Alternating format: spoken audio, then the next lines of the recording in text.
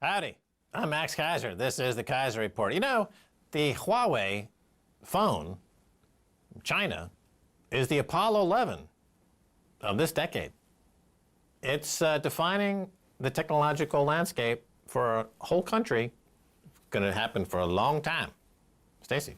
Sure, this high-tech advantage that China has should have been a Sputnik moment, i.e. we should have basically introduced some sort of industrial policy and said, hey, Americans, we need to realize that China is eating our lunch. On top of this, we also should realize that our exorbitant privilege of having the US dollar as world's reserve currency has indeed been a massive privilege, and we should have done everything to sustain that. So acting like a bully has not only saw that, you know, even France and Germany are coming up with an alternative to SWIFT to circumvent the US dollar, to circumvent the New York Fed where all trades are settled. That exorbitant privilege is ending, but this privilege of having the,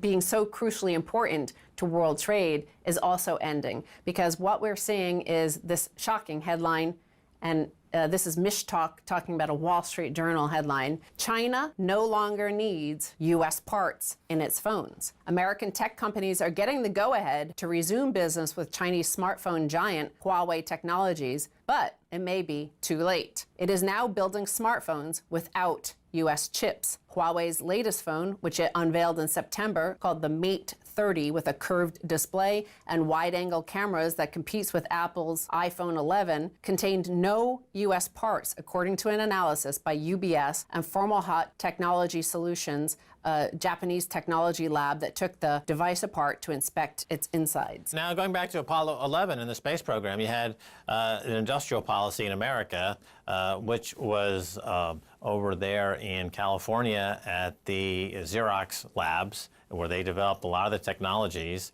that Apple used in the iPhone, like the cursor and all the microcircuitry and all these things that are the parts that go into an iPhone were developed by the U.S. government, thanks to the taxpayer, as part of an industrial policy called the space race. And now you've got an industrial policy in China to beat U.S. technology, to beat Apple with the Huawei next generation phone, and it looks like they're succeeding. And it has no parts in the phone, and the U.S. is being going to be Sputnikized and left on the roadside, while China and the technology and 5G go into the future. All we have are tariffs instead of being able to compete. I think it was Bell Labs, wasn't it, that did a lot of... Bell Labs, big part of it. Xerox, they had a big, research park, and Steve Jobs openly said that they stole a lot of stuff from there. They were the best at stealing the technology from the U.S. government. This story actually hits here in North Carolina. Huawei long relied on suppliers like Qorvo Incorporated, the North Carolina maker of chips that are used to connect smartphones with cell towers, and Skyworks Solutions, a Woburn, Massachusetts-based company that makes similar chips. It also used parts from Broadcom Incorporated, the San Jose-based maker of Bluetooth and Wi-Fi chips, and Cirrus Logic Incorporated, an Austin-based company that makes chips for producing sound. They've replaced all those chips with their own or other alternatives now. Look, I'd love to see America get back in the race, but you'd need entrepreneurialism, and you would need the evisceration and scorched earth tearing down of all the zombie banks that are there only because of cheap rates, right? And they suck up 30–40% of the GDP of the economy of the United States of America. So there's no room for entrepreneurialism anymore. Not on a world-class basis. I mean, you have people coming up with, great ways to, pocket fishermen or something like that, novelty products that we excel at here in the U.S., but nothing serious. In fact, nothing serious is in this next headline. Again, Ray Dalio, and I believe he's been watching the Keiser Report, because I noticed that he keeps on coming out with statements or newsletters or blog posts or conversations on stage that basically just steal our stuff. And I'm pretty sure he's doing that. So send us a signal next time, like blink 3 times really fast, or send a UFO going past you in the background, because UFOs are always good for ratings, really.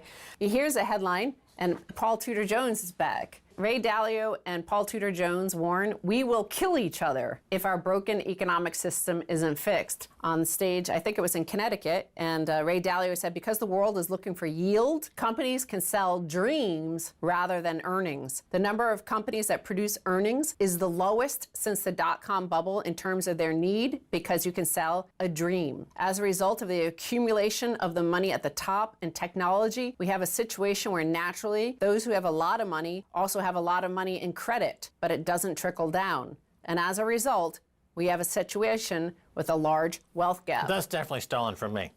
From just a few shows ago, I explained how stories sell, and in the case of WeWork, the story was we're going to have a certain percentage of the global real estate market, and there's so much credit, free credit out there, you can get a few billionaires to value that story or dream at $48 billion. But it's actually, there's no revenue, there's no earnings. It's air. It's a complete Ponzi scheme. So that's a problem we have identified. When you have unlimited trillions available to folks that are bored, like out in Connecticut, Ray Dalio and Paul Tudor Jones are bored billionaires. Paul Tudor Jones, without Paul Tudor Jones, there would be no Ray Dalio. Paul Tudor Jones invented the modern hedge fund, the modern approach to trading, as Ray Dalio now capitalizes on and makes a big fund out of it. But when you have bored billionaires in Connecticut who are lounging around on their yachts or at the Bellhaven Club sipping Mai Tais and they have nothing to do, they've like, I heard a story about a company that's going to take over global real estate. Or, I heard a story about, some guy who's going to launch satellites out of his pocket using a cheese grater. Give him $1 billion, whatever. We have too many billions because we get it for free. When the cost of money is zero, the value of money is zero. If the cost of money is negative, then the value of money is less than zero. But he's agreeing with you. Ray Dalio is agreeing but with you. He's not suggesting they raise rates, though. He doesn't make that suggestion. He's unwilling to make the proper response to his comment. Simply quoting me on his newsletter is not enough. He also needs to offer a solution as well. He can't just, the guy, first of all, he's overrated. His performance is horrible, and he just aggregates a lot of cash because he rips our stuff off. Well, he's kind of suggesting MMT, like a quantitative easing for the people. I think that's kind of his suggestion, because he says there are three things that exist today that haven't existed since the 1930s. A wealth gap that's driving populism on the left and right, the absence of effective monetary policy, and an emerging world power, China, challenging an existing world power, the U.S. And I think that last bit is the most important. That's always the most important, because no great power wants to give up their power. They always turn violent. And we saw that basically all these world wars that we've had in the past century are a result of that. He said that, in my opinion, we're in the end, in the late stages of our reserve currency system. It's a fiat monetary system. Not only do we have negative rates, but we're going to have much bigger deficits. And that's not half the story, because the larger story is the unfunded liabilities. Those are pension liabilities and debt liabilities. So he believes the dollar is at an end of the U.S. reserve currency status around the world. And of course, he again stole that from us. Okay, so why is this significant aside from the pilfering going on by Ray Dalio of our content? It's because he has a, $200 billion fund, something enormous. His actions move markets, right? As George Soros would refer to this as reflexive. Reflexivity. Reflexivity, your actions will create prices. Sure. You're not following prices, you're creating prices. And so that's why this is significant. If he believes this to be true, and he were to suddenly go, I understand he did make a very large bet a negative bet on the S&P futures. I think he put 1 or 2% of his portfolio in. He denies it. He just says it's a hedge against the rest of his portfolio. Okay, fine enough. But on the margins, as a hedge, that's where a hedge. He is the biggest hedge fund in the world. He could be building a position, right? Yeah. So you're putting on. Also, he can't tip his hand and say, I'm going negative, because then everyone's going to front run Ray Dalio, right? So he's going to say, well, it's a hedge, I got 2%. If that could be a position he's building, it could be 10 to 20% negative this time next year. If that's the case, then by the virtue of his actions, the S&P will be down. That's the problem with the 1%, actually the top 0.1% taking away all, running away with all the wealth, is that when you have like JP Morgan, for example, is a massive bank, like it dwarfs all others. And one of the theories about the repo market is that it's them having all the liquidity that caused the crisis there. Here, Ray Dalio is saying, yeah, there is a large bet relative to everybody else in the market that the S&P 500 will crash. But it's only a small, tiny percentage of my huge, largest hedge fund in the world, and we're just hedging our position. But just his tiny percentage of his wealth could distort the entire market. Right, but if he wanted to go 10, 20% negative in the fund, he couldn't do it all at once, with the size of the fund. He's got to take steps. He's got to build his position over time. So there's going to be a lot of fake news coming out of Ray Dalio, and he loves to be transparent, so-called, with his huge reports and his book of theories and facts, which has like hundreds and hundreds of rules of Ray Dalio, which can be summed up into simply buy low, sell high. That's the entire rate of any money manager. That's ultimately all you need to know. And so he could be building a huge position, but he's not going to tell us because he has his customers, his clients that he has to serve, not us. His solution is kind of quantitative easing for the people, which Steve Keen has presented on this show. And the other thing that Steve Keen has always said is a government deficit is on one side of the balance sheet and it's the benefit of somebody else. It's an asset for somebody else. On the other side of the balance sheet, usually the population, the households in that economy. But again, when you have an oligarchy, kleptocracy, and a corrupt system here, it goes to the top 0.1%. And Paul Tudor Jones mentions that. He insists it's not markets, that it's not just the markets that are running away, but it's the 5% budget deficit in the U.S. that has caused U.S. stocks to outperform. He said clearly asset prices today, whether it's U.S. stocks or it's interest rates or it's the dollar, is all priced off of, in my opinion, a 5% budget deficit with this incredibly overly stimulative fiscal policy combined with overly stimulating monetary policy is creating this U.S. exceptionalism that one day, like if we normalized our deficit to levels more popular in Europe, where they have 3% of budget deficit, we'd see completely different valuations of the stock market, the dollar, et cetera. Well, he's pointing out, something we've pointed out on the show, is that the banks are making junk loans, and for corporations to consolidate and to create these behemoths and private equity firms that are taking the world private and eliminating public markets, and for their sins, the central bank absolves them by printing more money. So remember back in medieval days, if you committed the papacy, you could buy your way out of going to the netherworld by giving the Pope some money, and you could, with an indulgence, right? You paid your indulgence, and you could buy your way into heaven. All the people who are committing financial sin in America can buy their way into having a private jet on the tab of the U.S. taxpayer by making an indulgence with the Federal Reserve. But the dollar currency money is supposed to irrigate the entire economy. It's supposed to nourish the entire economy. And this is what you have when you have a corrupt system, is not only does monetary policy, does the spigot go directly to the very wealthiest, but it appears also fiscal policy that's all we know, is to give money to the top 1% and hope it trickles down, but it never is trickling down. The simple solution for this, obviously, is to let some of that money trickle to wages. But they won't. If you eliminate wages and you eliminate organized labor, then you will only have money flowing into the oligarch class. Well, Ray Dalio says if we don't fix it, you're going to have a revolution and we're going to kill each other. Right, that's not a populist movement. If you want to say that's populism, then so is the Declaration of Independence, the Constitution, or the Bill of Rights, Ray. What country are you living in, you frickin' poser? All right, we're going to take a break, and when we come back, much more coming your way.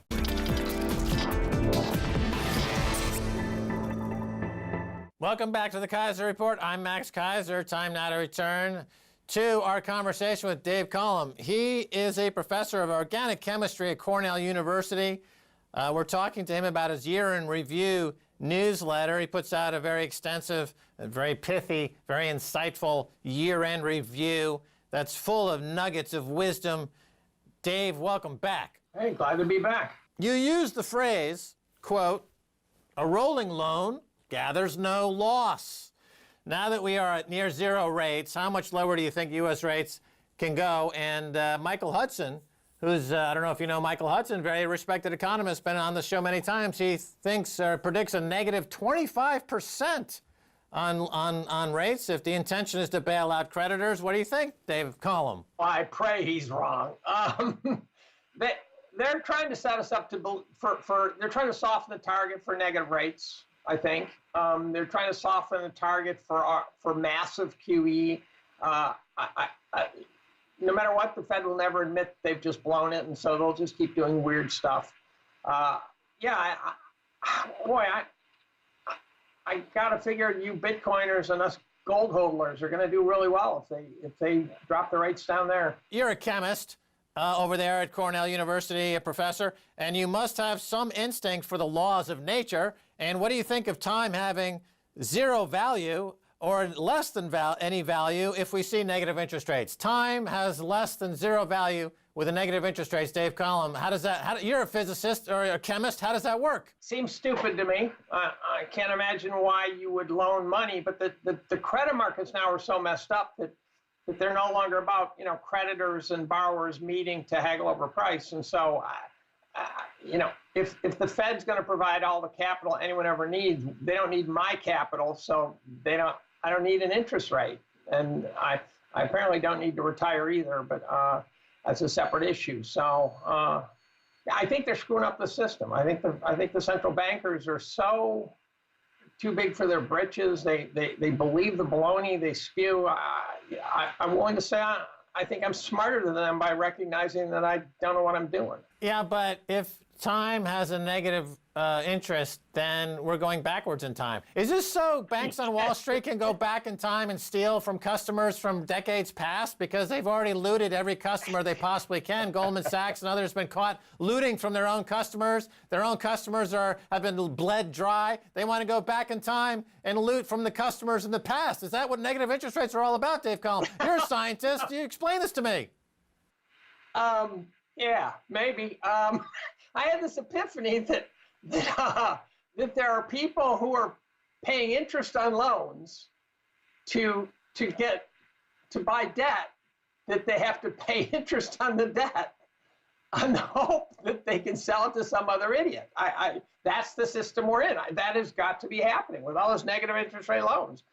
There are people on margin to buy debt that's returning negative numbers. So take the square root of -1 for all I care, right? It's just stupid.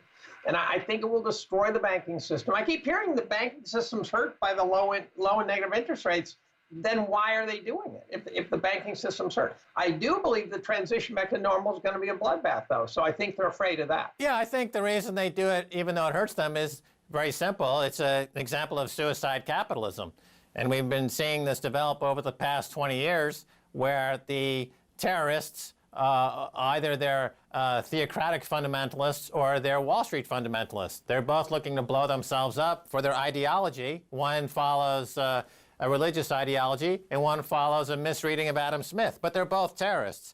Now, Michael Bloomberg was worth $30 billion in 2008. Now he's worth $52 billion 10 years later. He's running for president to stop the people from taking all that free money the Fed gave to him through asset price inflation. Do you blame the population for being angry about the unfair redistribution of wealth to the top? Dave, you've got a lot of students, I would imagine, who are actively, are the students beginning to realize that their future was robbed from them by the likes of Michael Bloomberg? Again, I don't know if they know who did what, but you can walk into the 7-Eleven and find a person who feels like they've been robbed. And so I don't know if the students realize they've been robbed because they haven't yet found themselves unemployed. And so I don't know if they're aware. You major in social justice, and you somehow think some employer is going to actually hire you. What employer would hire someone majoring in social justice? That would be a toxic job applicant for me. It's such a complicated story that, again, it keeps coming back to the central bankers are the only ones who really have the potential to be the adults in the room, and they've blown it. And so they've handed over the control of the asylum to wild speculation.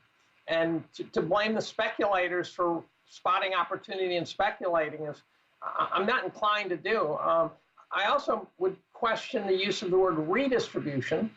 I think it is the distribution of wealth that's flawed. So I think that we've mispriced capital and labor. So capital's so cheap now that labor is expensive relatively. So I think that's hurting the system.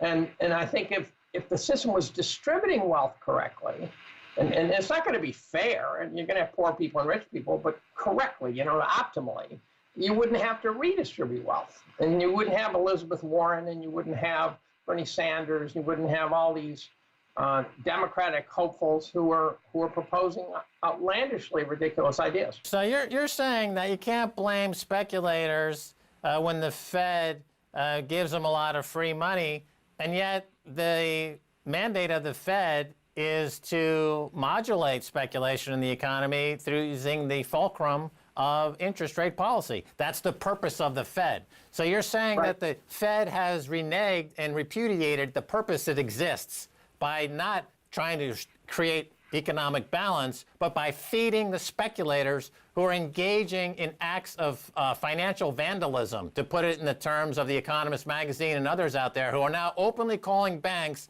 financial vandals. So as far as those students at Cornell University not being aware of the economic machinations happening around them, I mean, what's the tuition at Cornell this year?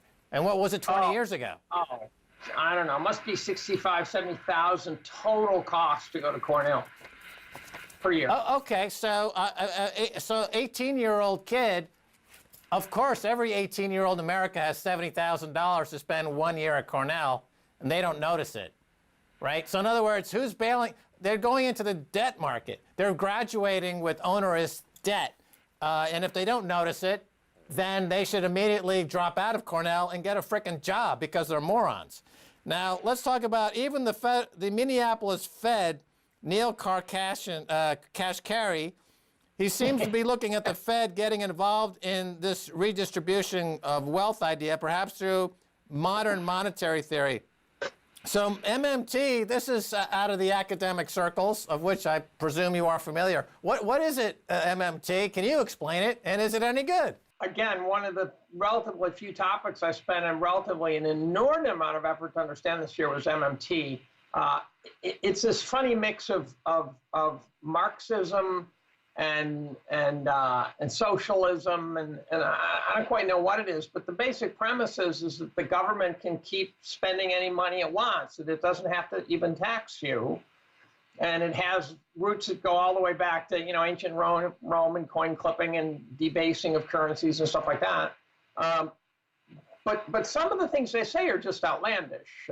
And so and I wrote a pretty big chunk on that'll be published later. And when you listen to what they actually seem to say, you've got to figure that there's more nuts than in squirrel feces there in the MMT world. I've tried to give them a break, but I can't. I reached out to people for help, that no one knows what they're talking about. They're just crazy. It is seemingly... But they're coming. They're coming, though. That's the key. I wouldn't care if they were just some fringe group swilling Kool-Aid down in Jonestown, but they're not. They're on their way. Right. Okay, good point. That it is gathering a lot of traction. And it seems to be essentially another version of a centrally planned model, where you've got a group of people who are going to determine how much cash is printed. And if there's too much cash, as I understand it, they raise taxes. And if there's not enough cash, they lower taxes. But there's still a central body. So it is like Keynesian in that respect. It is like socialism in that respect. It's actually way worse, Max. They think that the central group also ought to decide which industries to emphasize and which industries to de-emphasize, and that MMT should be used to combat climate change and things like that. So the MMT crowd really appears to me to be totally unmoored. And Stephanie Kelton, for example, was Bernie's financial advisor in 2016 election. So if by chance one of these extreme left candidates gets elected, you're going to see MMT in the cabinet. To be clear, it would be the opposite of the economic model that the U.S. has been trying to stick with for 240 years. Now, many in the corporate media, Dave Collum, are warning about populism rising around the world, Mostly they blame President Putin in Russia for controlling the populations of America, South America, Europe, and Asia using insidious meme warfare. But is it more closely linked to central bank intervention around the world, Dave? There's something about Putin I find fascinating. For several years now, I've written in support of Putin, not because I think he's a sweetheart, but because I don't think he's our worst enemy. I think the Fed, I keep coming back, this is just Fed smash-a-thon we're having here, but I think we are destroying ourselves from within. And I think if Putin's doing things to us, he is fostering that. He has figured out how to get us to self-inflict wounds. And so to me, Putin is not our biggest problem. Our biggest problem is lack of free press. Our biggest problem is